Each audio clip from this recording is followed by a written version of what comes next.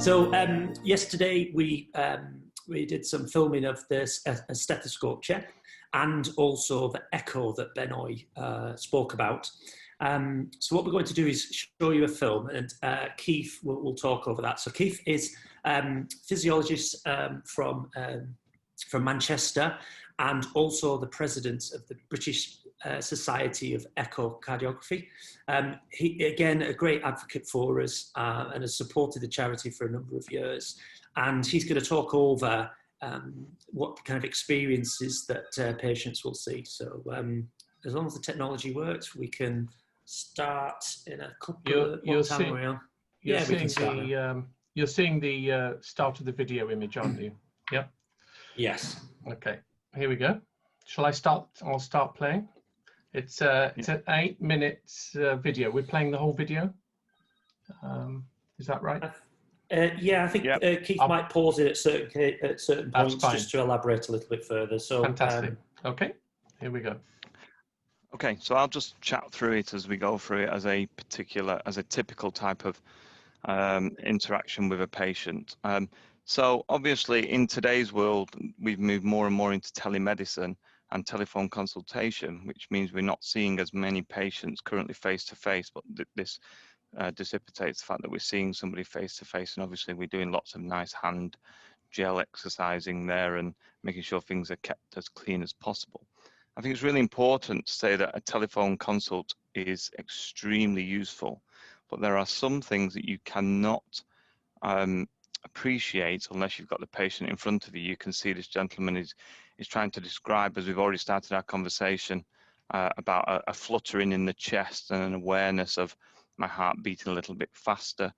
We're having a chat about what are your symptoms, a bit of breathlessness. My partner's noticed that I'm not keeping up with her when we're out walking.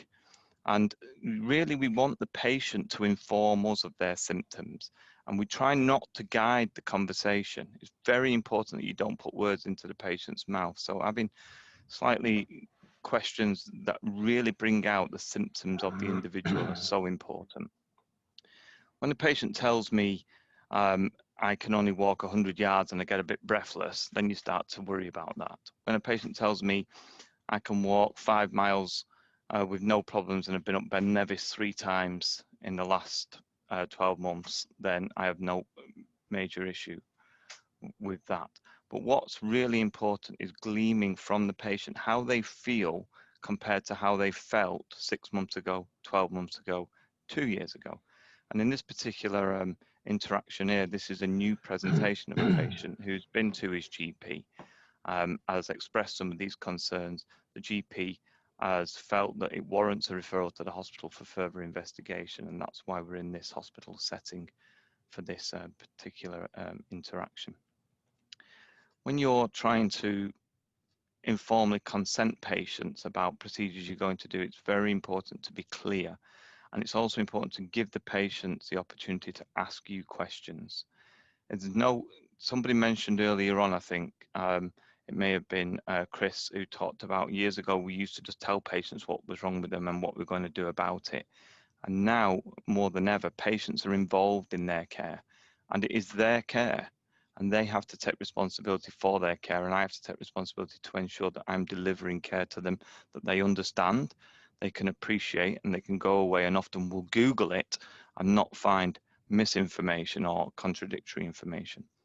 So this particular stethoscope check here is just to inform the patient. I'm going to feel his pulse in the neck so that I can try and time when the heart beats and he's relaxing. We can work out different stages of the cardiac cycle, and we start by just listening up here in the upper right of the chest, effectively, to towards the aortic valve. Towards the aortic valve, and then we move to the left of the sternum for the pulmonary valve. We come down to what's classified as left intercostal space around the V2 for the tricuspid valve, and then we come round and palpate and feel for the apex, where you'll feel the apex beat of the heart, and listen effectively into the tricuspid valve. Now, we might ask patients to breathe in and breathe out and do different maneuvers to ensure we can hear different phases of the respiratory cycle and the cardiac cycle. And if my initial examination is is normal and I can't hear anything, but yet somebody else has, it's very important to consider maneuvering the patient and manipulating the patient to a different position. So still at 45 degrees, over onto the left side, open up the rib cage a little bit. This may accentuate a murmur that we haven't been able to hear. So in this case here, we will start at the apex and we'll start down there and we'll move back to where we initially began.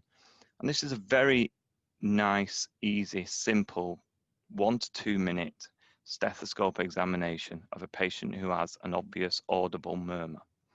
Now, what's really important is that just because I can't hear it doesn't mean to say I can't see it. If I can hear it very clearly, then you may warrant some further investigation to determine what is actually going on.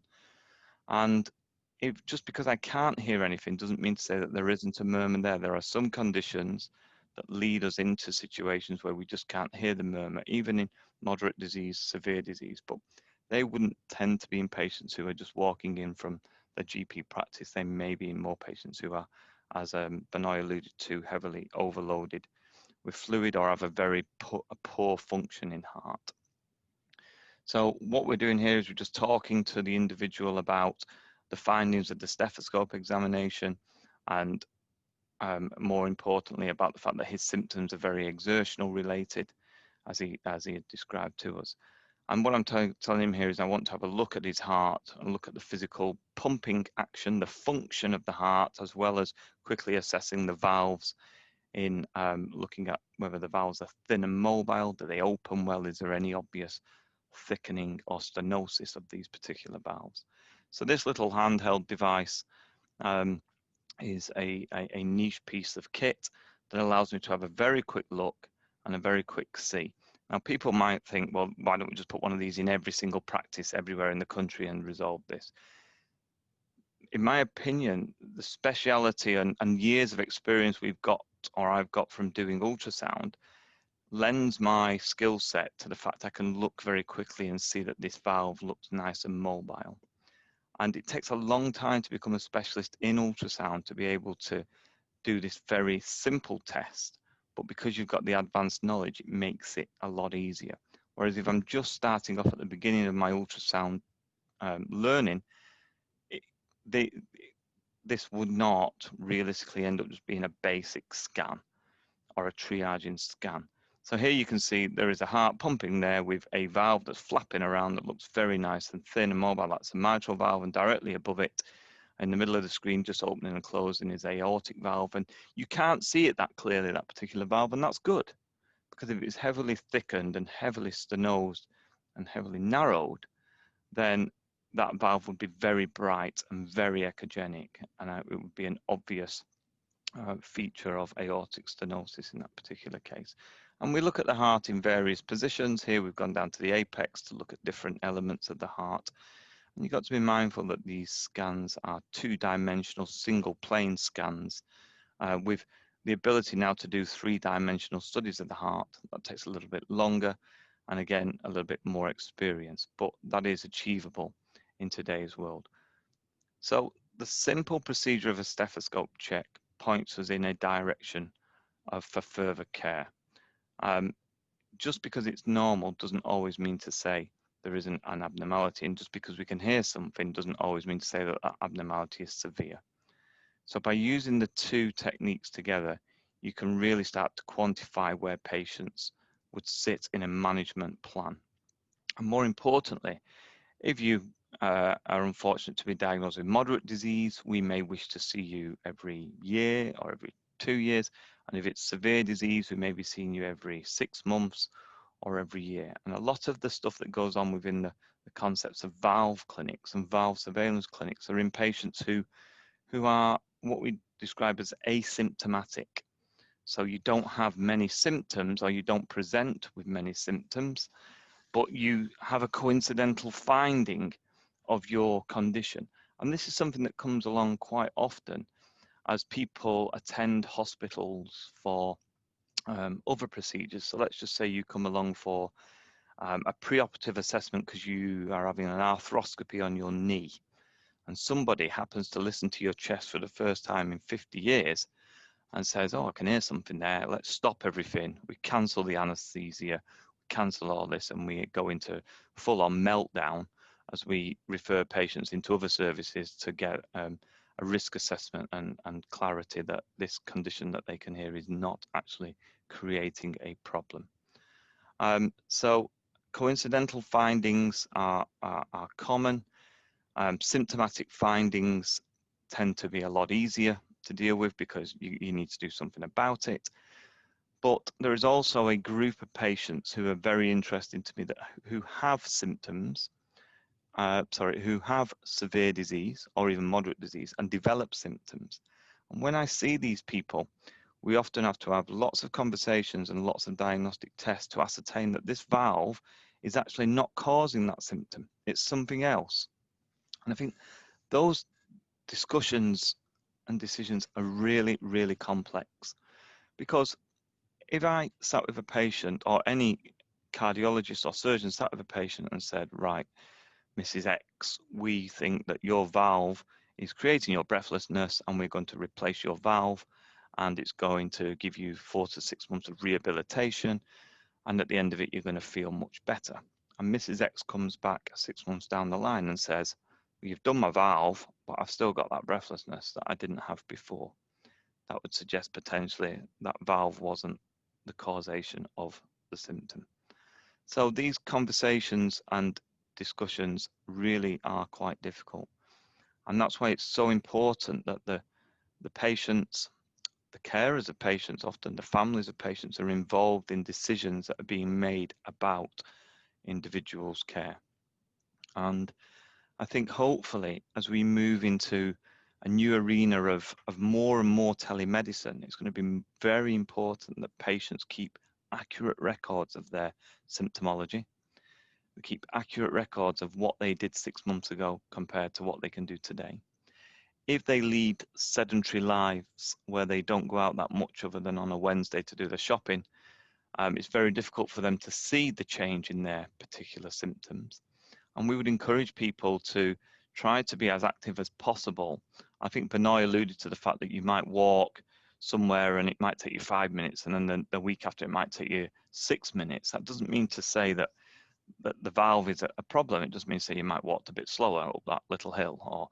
But if you do it regularly and regularly enough, then you will notice a change. And I see lots and lots of people walking around, we all see this, who we don't know what the insides of them look like. We don't know what their valves look like, but they will probably tell us before we can find it in them, because they'll notice a symptomatic change as an individual patient. By the time you're getting, the Heart Valve Voice does a great job in raising the awareness, and patients need to take that on board. Not patients, public and families need to take that on board. But the awareness of symptoms means that you should try to seek some expert opinion and help. And people often feel that they're troubling their primary care providers, or they're troubling the hospital that can't be troubled at the moment because of COVID status and all the other bits and pieces going on. But you should not ignore symptoms, even if it's only to be reassured that those symptoms are actually minor and of no severe consequence.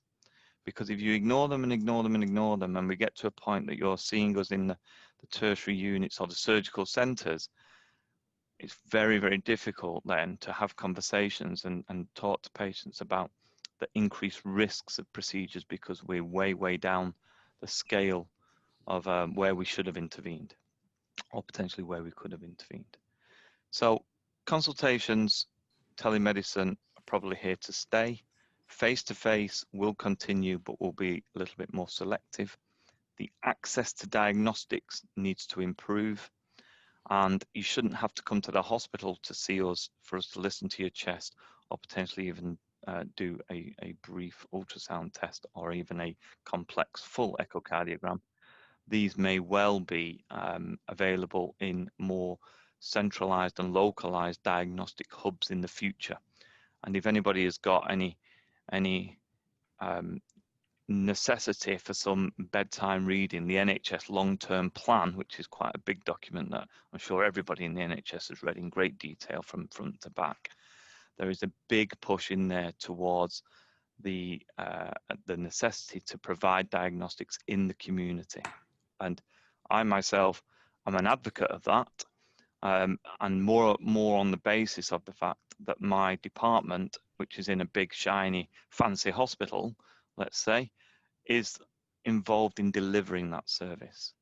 So you should be able to see the same people in a slightly different place, but you're seeing the right people, which is the most important message I think we need to get across. So, although it was only 8 minutes, we've managed to talk for 15 minutes in thinking. And I imagine I'm going to get inundated with questions relative to all different bits and pieces. So I'm more than happy to try and help you. So I'll start with kind of an introductory question, and then I imagine they're already started to come in, but further questions will come in. People have time to think about what you said. What we saw there was a stethoscope check and an echo. I just wondered whether or not you could just touch on some of the other diagnostic tests that some of the patients might experience when they come into your clinic, Keith. You've already mentioned the diagnostic hubs, which is great, but I just, again, an opportunity to tell us a little bit about what BSE as a society does and where they fit in the jigsaw of the professional societies. So it's other tests and a little bit about BSE, and then we'll kind of triage the questions. So other tests will probably depend quite often on who you see. Most hospitals will have access to ultrasound, which is a very simple diagnostic test. But there are other tests that we should be pursuing and potentially pushing more. So a very simple test that I get all of my patients to do, to be honest, in the Valve clinic now is something called a 6-minute walk test. Now, the 6-minute walk test is an old traditional test that's got lots and lots of good research data behind it. And if you have a corridor like I have in my department of 20 meters long, it's very easy for me to explain to a patient, I'm going to take your blood pressure, your heart rate, your oxygen saturation, all non-invasive, all easy to do. And I'm going to make you walk up and down this corridor for 6 minutes. And the patients must walk at their own pace. They don't walk trying to keep up with me. They don't walk with their wife trying to keep up with them, or their husband, or their partner. They don't walk with their dog. They walk with a walking aid if they so need it. And I set them off, and they walk up the corridor, and they walk back, and they walk up, and they walk back. And I simply measure how far they can walk in 6 minutes. If they need to stop, they stop. And that gives me a really nice, crisp idea of a baseline functional assessment of that patient. So I'll give you 2 scenarios. One is a patient comes in and says, oh, I get breathless when I walk, and I've got moderate or severe aortic stenosis. And they walk up and down the corridor for 6 minutes, and they manage to do 600 meters. They don't stop once. They don't stop talking to me. Their blood pressure goes up nicely. Their heart rate responds nicely. Their oxygen saturation does not change. That's a very simplistic test that gives me a good baseline data measuring that patient and makes me feel more confident that they actually are not struggling on the flat to do a reasonable amount of exercise. If you compare that to somebody who comes in and says, I've got moderate severe aortic stenosis and I get a little bit of breathlessness when I walk, and they do 4 shuttles up and down the corridor and then have to stop. And then they carry on again and they say, oh, got a bit of chest discomfort. I wasn't going to mention that because I didn't want the wife to know. I didn't want my husband to know. And then they stop again. And after 6 minutes, they've managed to do 150 yards. You can see how a very simple test can give you a lot of information. So that's one of the tests that we could do, which I would encourage many departments to do. It's simple, it's cheap, it's not that difficult to perform, and it's a very good scientific test. We would obviously measure blood tests. So one of the blood tests that will be referred to is BMP, you'll hear, which is tended to be bandied around more in the world of heart failure. But we know that patients who have valve disease who are just tipping, dare I say, over the edge where they're starting to notice the symptoms, you might notice a change in such enzymes as BMP, which is an enzyme released into the blood as a stretch mechanism of the heart. It is more in other areas, but we do utilize it in some of our clinics. We also have the ability to make you walk a bit harder. and it's called an exercise tolerance test, which informs or requires you to participate in walking on a treadmill. And the reason that we do that is that with specific international protocols, it allows me to put you on a treadmill, set the treadmill off at a given speed and a given incline, and see how you get on. And then after 3 minutes, I might make it go a little bit faster and a little bit steeper, and we see how you get on. And then after another 3 minutes, we make it go a little bit faster and a little bit steeper, and we see how you get on. The beauty of that is if you have a treadmill test done in New South Wales, Australia, and then you emigrate for some reason to Manchester, I'm not quite sure why you would do that, but you might want to do that. The test that we would do would be directly comparable to the test that was undertaken in Australia. So it's a real nice, simple procedure that allows us to measure the change in patients. And valve disease, as with many other diseases, is about measuring the change in patients. So we need to survey, you know, when we talked briefly, somebody mentioned about gradients and peak gradients. What we're looking for is the change over time. So in 1990, your gradient might have been 30. In 2005, your gradient might be 40. In 2020, your gradient might be 90. But it's measuring that change over time, because that's what allows us or informs us to discuss with the patients and with the clinician and medical team about when we wish to do something for patients. And I briefly mentioned before about giving you the situation of a patient where they have symptoms, we do a procedure and they still have symptoms because potentially the assessment of the symptoms didn't take away the fact that the valve wasn't causing them. We also have people who we feel might actually require an operation who have no symptoms or have very limited symptoms, and trying to sell that to somebody is a very different conversation to say, John, we're going to do your valve because we feel it needs doing and you're going to feel fine in 6 months' time. But John says, but I don't feel that bad today. So this is where, you know, very difficult, complex conversations take place. And it isn't just about finding it and then you go on a different journey. That different journey can be extremely complex with multiple comorbidities and multiple factors to be taken into consideration. So they're probably 2 or 3 of the very simplistic tests that we would do. Moving on to your second point, which is around what the BSE does. I've often asked myself this question as the president over the last 3 years, what on earth am I doing? But the BSE is a society that's now in its 25 years of existence, and it is about promotion of education, certification, and accreditation. And what I talk about that is within the medical profession, we want experts. So we educate people to be able to do cardiac ultrasound to a very good level or a basic proficiency level, and then beyond that. So once you're good at doing ultrasound, you might find that actually your subspecialty interest is in congenital disease, or it might be in transplantation, or it might be in valvular heart disease, or in ischemic heart disease. And we want people to be able to have the vehicle to become super specialized, because in the world of today's medicine, by the time you're hitting an operating table for any procedure, you're seeing a super specialist, aren't you? So people might think, well, you know, why don't we just have surgeons who do every type of operation? Wouldn't that make sense? That'd be much cheaper and much easier. But I would rather see a surgeon who does 50 heart operations a year and does no knees compared to seeing a surgeon who does 45 knees and 2 heart operations a year. You know, they don't do that. That doesn't happen. But you can understand the subspecialty complexity. And when you go even into the heart surgical area, you will have surgeons who are specialists in aortic valve surgery and surgeons who are specialists in mitral valve surgery and surgeons who are specialists in cardiac transplantation. So even the overarching umbrella of cardiac surgery even becomes more subspecialized within those particular arenas.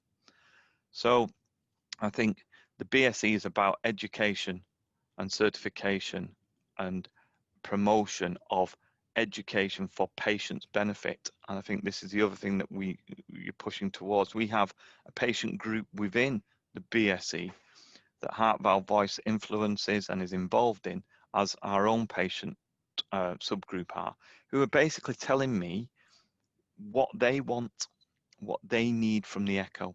Because you can understand the echocardiogram doesn't just look at the heart valve, it looks at all different areas of the valve, masses in the heart. It looks at surveillance of patients who are having complex chemotherapy. It looks at patients who have had a heart attack and what's happened to their heart function and their management of their heart failure. It looks at patients who have valvular heart disease. So it has subspecialties of cardiology within that diagnostic investigation. But I want to ensure whoever's got hold of that probe on your chest knows exactly what they're doing. Some of the questions that we've seen, a couple of quick fire ones. What should a normal pulse rate be, Keith? And are ECGs useful at diagnosing valve disease? So normal pulse rate, well, there is a range anywhere between, well, I don't know, 60 and 100 is what's quoted in the normal ECG books that you would read. However, you've got to be mindful that if you're on some treatment to slow your heart rate down, a beta blocker, for example, a heart rate of 45 on a beta blocker may well be fine. A heart rate of 110 may well be fine. A lot of it comes down to your symptoms and your presentation.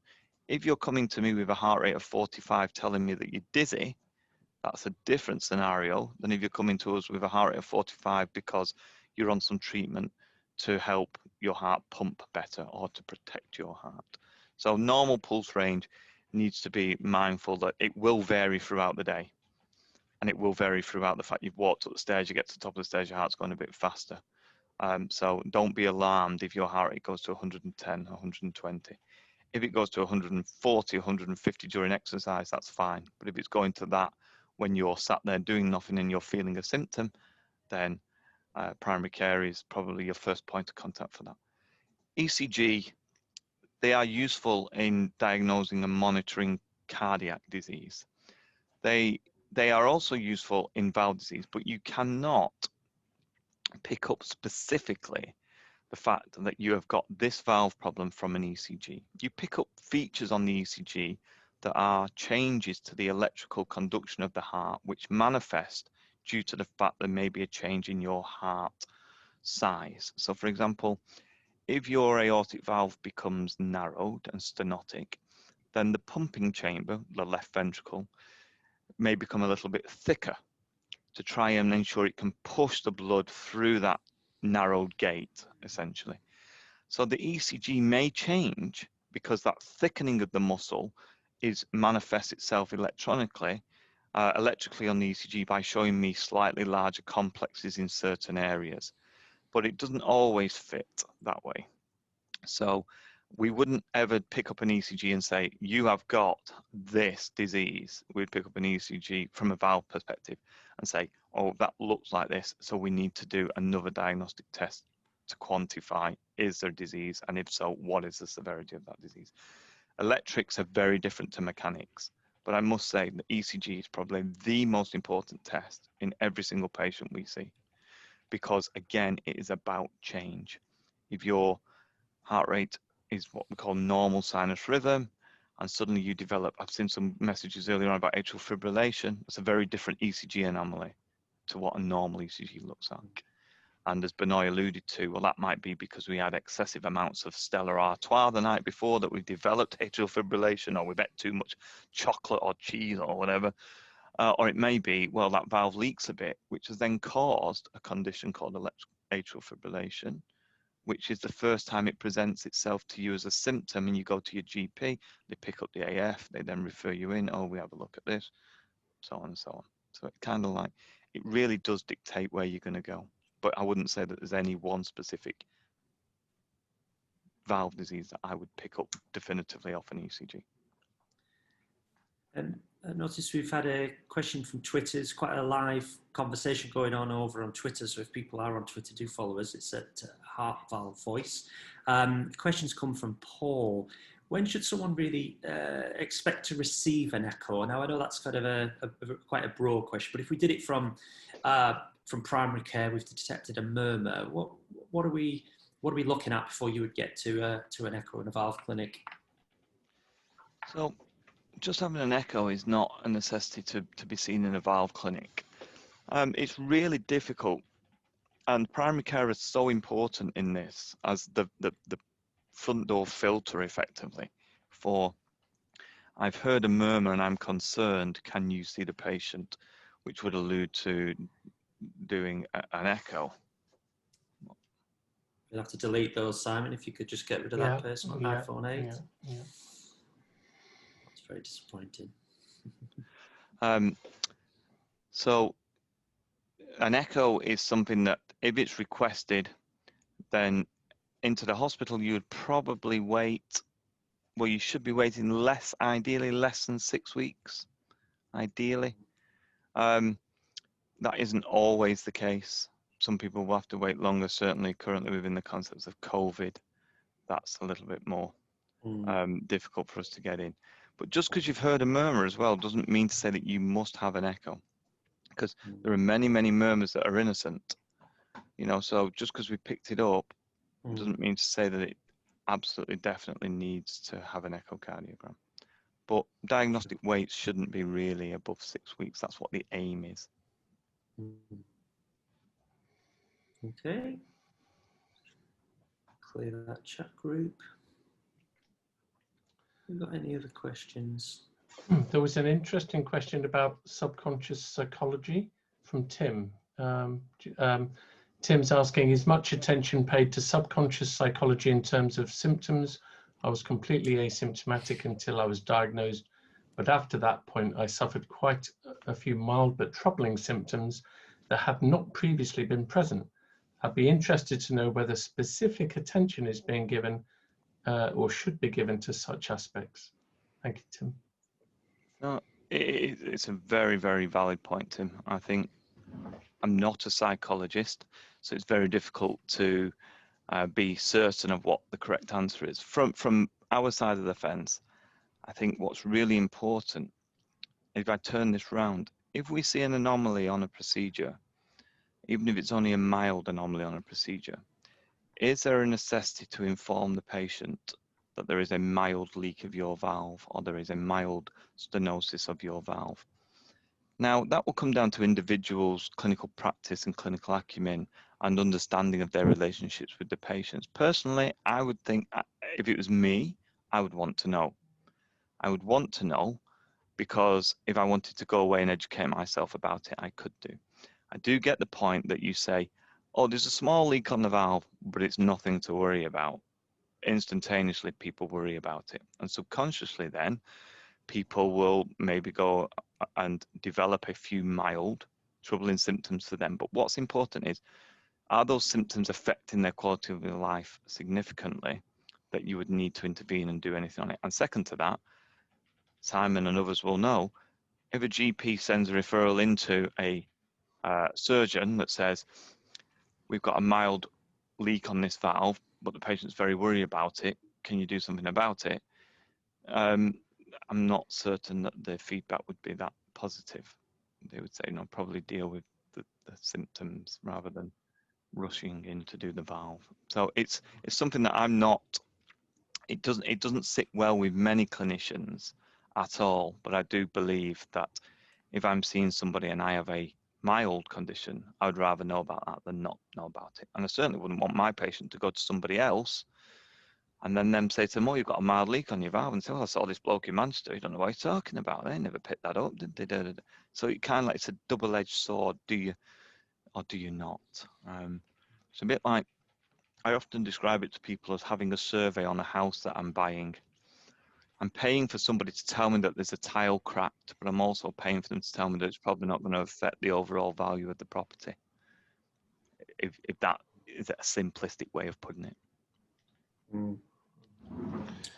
Okay, there's some questions I've taken from, I don't know, with Brenda's question, Will, I don't know if you saw it in the question tab. I did. I don't know if it's something we want to cover in this session. Possibly. Well, I might come back to that because it's quite specific, Brenda. I know she'll be listening. Brenda's one of our greatest advocates after her treatment, she finished a PhD, and I think she's back studying again in her early 80s. The CT scan question, I do see that quite a bit about the dye of a CT and an MRI, getting a bit confused there. I don't know whether you could just help out with that. And the variable kind of results of a scan from an echo. Again, if you could just kind of touch on those, and that'll take us nicely to the next session. I'm not CT or MRI trained, but I can tell you they are two very different procedures. So CT involves X-ray and radiation, and MRI involves magnets, which is not radioactive. The utilization of dye will be for very different things, and people often refer to contrast is one of the things you'll hear, contrast agents. Now, in MRI, they'll look at structure, but they'll also look at perfusion capability.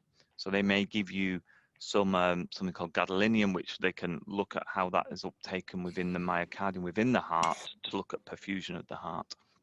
And in CT, they look at anatomical structure of the arteries, often on the outside of the heart, but they can look at very specialized aspects of valves and how much calcium was in the valve itself. And CT is definitely coming to the forefront and is more and more relevant these days, certainly in aortic stenosis.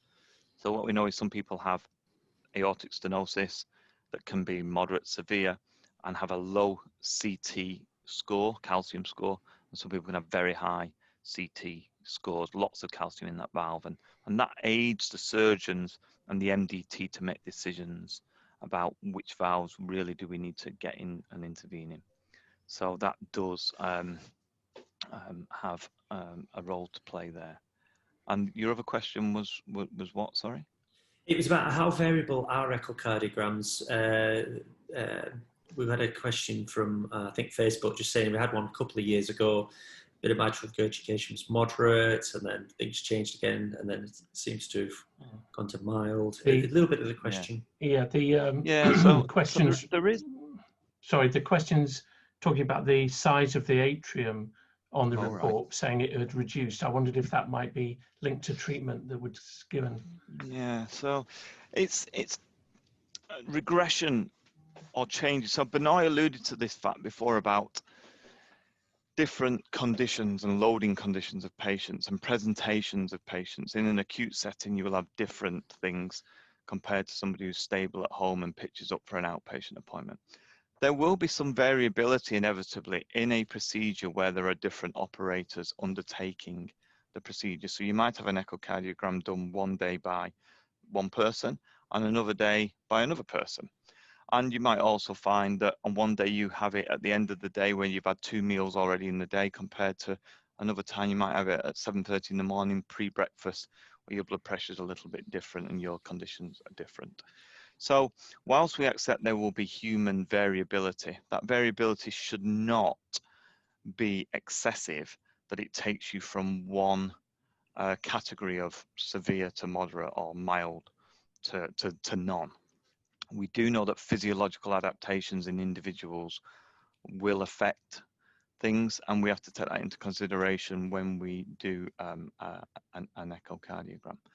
The atrial size comes down to different measurements as well, the way that one person may measure something to another, and that's why our reference intervals that we work to effectively have a range, because a patient who's 6'4" and weighs 14 stone, their heart is obviously going to be somewhat bigger, and their atria is going to be somewhat bigger to somebody who's 5'2" and weighs 9 stone. So a lot of the measurements that we do have to be indexed for the patient's specific body surface area and indexed for that. So I wouldn't just ever work on one particular measurement. I would work on serial measurements. And if it was, let's just pick a figure, 85 mils today, 90 mils last year, 140 mils a year before, 60 mils a year before, we have to be mindful that they are all different, but they are all above what we'd consider to be the normal range. I don't think that we need to get to the point where we worry about cavities popping or atria popping as such due to the size of it. And there will be inevitable change and variability between echocardiographers, the same way that you would get the variability of every time you go to the petrol pump, you put in the petrol or the diesel at slightly different rates. You press the handle a little bit harder or a little bit softer. So hopefully those variables are not significant enough to change clinical management of patients. Superb.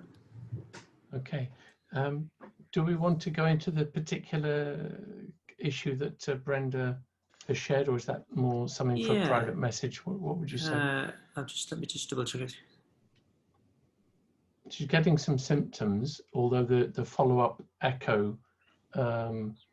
So she had Brenda had a TAVI in 2013. She's been well, apart from some inflammation related to asthma. She takes medication for that. 3 weeks ago, had an echo. The valve is still stable, and the full blood test revealed everything was good, kidneys and liver.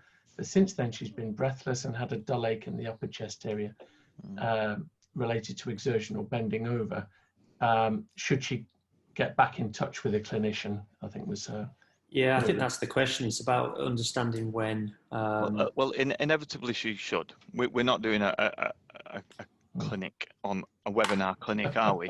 But no. I think what's important, Brenda, here is the fact that recognizing that your echo is good and your blood tests are good and your valve is stable, you need to be certain that your other presenting symptoms could be due to other anomalies, and they're not always associated to that valve. So it's important that if you feel, because she mentions here exertion, doesn't she? So exercise. Remember, your echo that you've had done, Brenda, is at rest on a bed, lay down on your left side in a nice, relaxed, dimly lit room. Very different to walking along a busy road that might have a slight incline. So my advice to Brenda would be that if she is concerned with her symptoms, as she obviously is, then she should seek primary care interaction to ascertain from the GP whether they feel it's warranted that she gets investigated for other things. Don't think that all of your future illnesses will be due to your valve, because they will not or may not. Yeah, I think such a good point, relevant for patients, but also for me as a GP in the sort of GP land, when we're seeing patients, remembering not to get blinkered, because there may have been a focus on heart valve to keep an open mind. It's one of the younger GPs, and I speak for myself when I was a lot younger and less experienced, very easy to jump into making a decision or a judgment rather than keeping an open mind. Yeah, absolutely. The best analogy, it's not valve, it's a pacemaker. If you put a pacemaker in a patient, you can guarantee whenever that patient comes to hospital, the first thing they do is, oh, that must be the pacemaker. They might have come with an infection, but it must be the pacemaker. So there is a tendency to go to what you know. Yeah, definitely. Yeah. Okay. I think that's probably covered it. There was the one question to do with follow-up. I don't know if you covered that earlier, Will, to do with lack of follow-up after successful procedures. And should people be concerned, or is that a reflection of the confidence they have in their own skills and abilities? We'll probably pick that up on a couple of the other sessions. One, the treatment pathway. We'll probably pick that up there, and also at the MDT session after lunch, which we'll discuss what are the kind of decisions that are being made around what type of treatment you get, and then also about the follow-up and potentially second procedures. So if we can just park those till then, and we can. Hopefully, I see Dave Smith, who's going to be taking over the presentation schedule next. So just to say thank you, Keith. Thank you very much for that. Like I say, all the questions we'll pick up on a Q&A form after all the sessions, so you'll be able to recap on that. But thanks, Keith. It was an absolute pleasure. Thank you very much. Thanks.